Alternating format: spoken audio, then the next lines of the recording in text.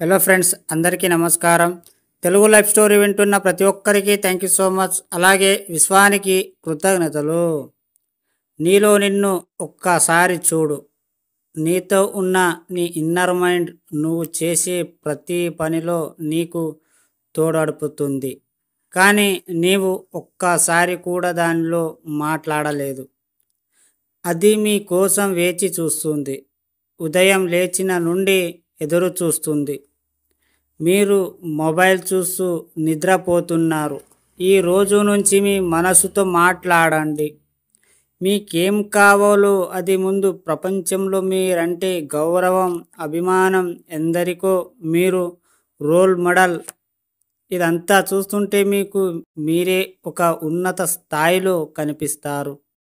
ఎవరికి మీ సమస్య వచ్చినా ఒక్క ఉదట్లో వెళ్ళి అక్కడ నిల్చుంటారు.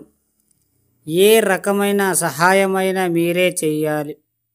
ఎందరితో ప్రేమను పంచుతారు, ఓదార్పు చేకూరుస్తారు. కానీ ఇంటికి రాగానే ఇంటి బయటనే ఇవన్నీ వదిలిపెట్టి ఇంట్లోకి అడుగు పెడతారు. పిల్లలకు మీరంటే గౌరవం కన్నా భయం ఎక్కువ. భార్య పాపం ఏమంటే మీరు ఏమంటారో అని ప్రతి క్షణం ఏమరుపాటుగా చూస్తుంది. ఏనాడు పిల్లలతో కుటుంబాలతో కలిసి ప్రేమగా మాట్లాడిన పాపాన పోలేదు.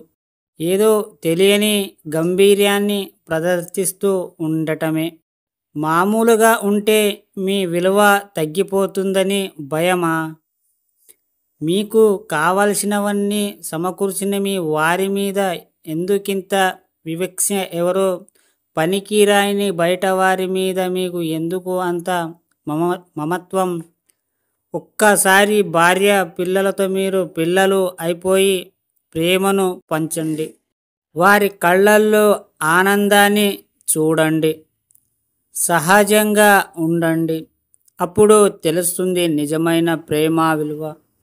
మీకు ఎన్ని బిజీ ఉన్నా, ఎన్ని పనులు ఉన్నా 24 గంటలో జస్ట్ 1 అవర్ అయినా మీ ఫ్యామిలీతో మాట్లాడండి. లేదా వాళ్ళతో ఒక 10 నిమిషాలైనా ఫోన్లో ప్రేమగా మాట్లాడండి. మీ భార్యతో, మీ పిల్లలతో ఎప్పుడైనా ఒకసారి, ఒక సంవత్సరంలో ఒక 2-3 సార్లు బాగా ట్రావెలింగ్ చేయండి. ఎందుకంటే మీ అలా ట్రావెలింగ్ చేసినప్పుడు అలా వాళ్ళకు చూడని ప్రదేశాలు, ప్రకృతులు అన్నీ చూసి ఆనందపడతారు. సో ఇంట్లోనే కూర్చుంటే వాళ్ళు చూసినవిలే, అనుభవం తెచ్చుకున్నవిలే. వాళ్ళకు కొత్త కొత్త ప్రపంచాన్ని చూపిస్తే వాళ్ళకు కూడా బయటి ప్రపంచం ఎలా ఉంటుందో అనేది వాళ్ళకు కూడా తెలిసిపోతుంది. ఎప్పుడూ ఫ్యామిలీతో మంచిగా ఉండాలి. ఎందుకంటే ఫ్యామిలీ ఉన్నంత వరకే మనకు అన్ని కేర్, బయట ఎక్కువ ఉండదన్నమాట. అర్థమైందా ఫ్రెండ్స్? ఈ స్టోరీ విన్న ప్రతి ఒక్కరికి థ్యాంక్ యూ సో మచ్. అలాగే విశ్వానికి కృతజ్ఞతలు. కాస్త మీ సమయం పెట్టి విన్నందుకు.